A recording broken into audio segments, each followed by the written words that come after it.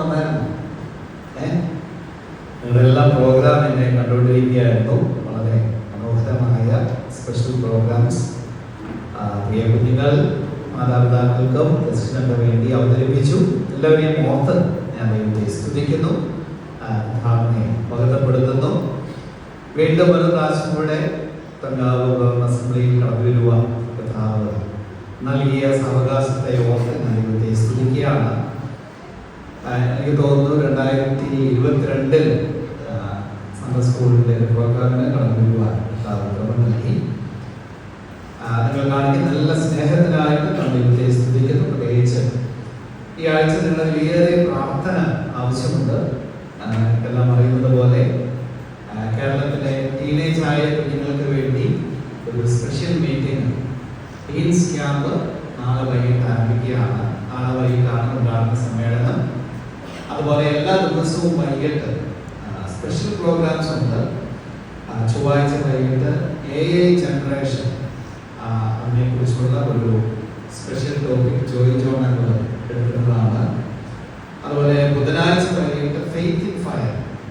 നമുക്കറിയാം ഈ ചൂടയ്ക്ക് സമമായ ഒരു അധ്യയന വർഷമാണ് കടന്നുപോയത്. കുഞ്ഞുങ്ങൾ തമ്മിലടിക്കുന്നതും അക്രമവാസന വർദ്ധിച്ചതുമായ ലഹരി വർദ്ധിച്ചു വരുന്ന ഈ കാലയളവിൽ നമ്മൾ കുഞ്ഞുങ്ങൾ വിശ്വാസത്തിന് വേണ്ടി നിലനിൽക്കണം. അതിനെ ബേസ് ചെയ്തുകൊണ്ട് ഡോക്ടർ ജോൺ അബ്രഹാം ടീം ആണ് ആ ക്ലാസ് എടുക്കുന്നത്. അതുപോലെ വ്യാഴാഴ്ച വൈകിട്ട് മിഷൻ ഓറിയന്റഡ് ആയിട്ടുള്ള ഒരു സെഷൻ SBS ടീമാണ് അത് പ്രസന്റ് ചെയ്യുന്നത്. അങ്ങനെ 3 ദിവസവും സ്പെഷ്യൽ പ്രോഗ്രാംസ് ഉണ്ട്. നാളെ വൈകിട്ട് ഉദ്ഘാടനവും വെള്ളിയാഴ്ച ഉച്ചയ്ക്ക് സമാപനവുമാണ്.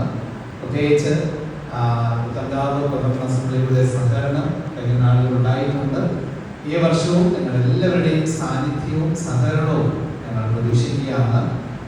എല്ലാവരെയും ആ മീറ്റിംഗിലേക്ക് പ്രത്യേകമായിട്ട് സ്വാഗതം ചെയ്യുന്നു. ദൈവം നമ്മെ സഹായിക്കട്ടെ. ഞാൻ കടന്നു വന്നത് വയനാട്ടിൽ നിന്നാണ്.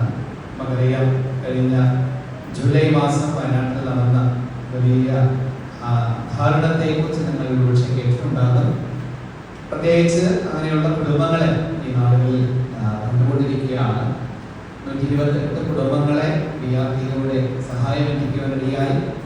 അവരെ സഹായം കൊടുത്തു എന്നതിനേക്കാൾ ഉപരി പല തവണ അവരുടെ ഭവനങ്ങളിൽ പോകുവാനും അവരെ ആശ്വസിപ്പിക്കുവാനും കാട്ടി. പ്രത്യേകിച്ച് മക്കളെ നഷ്ടപ്പെട്ടു പോയവരുണ്ട്, മാതാപിതാക്കളെ നഷ്ടപ്പെട്ടു പോയവരുണ്ട്. ഒരു വീട്ടിലെ തന്നെ 3 ആൺമക്കളും മരണപ്പെട്ടു. അങ്ങനെ വളരെ പ്രശ്നങ്ങളിലൂടെ മാനസികമായ വ്യതയിലൂടെ കടന്നു പോകുന്ന ഒരു സാമ്പത്തികമായ സഹായത്തെക്കാൾ ഉപരി മാനസികമായ സഹായം തേടുന്ന ആളുകളുണ്ട്. അവരെ നിങ്ങളുടെ പ്രാർത്ഥനയിൽ ഓർക്കണം. ദൈവം അവർക്ക് വേണ്ട കൃപ നൽകുന്നതിന് വേണ്ടി, ദൈവവചനം അവരെ ആശ്വസിപ്പിക്കുന്നതിന് വേണ്ടി, ദൈവത്തെ അവർ കൂടുതൽ കണ്ടെത്തുന്നതിന് വേണ്ടി പ്രാർത്ഥനയെ ഞാൻ ചോദിക്കുകയാണ്.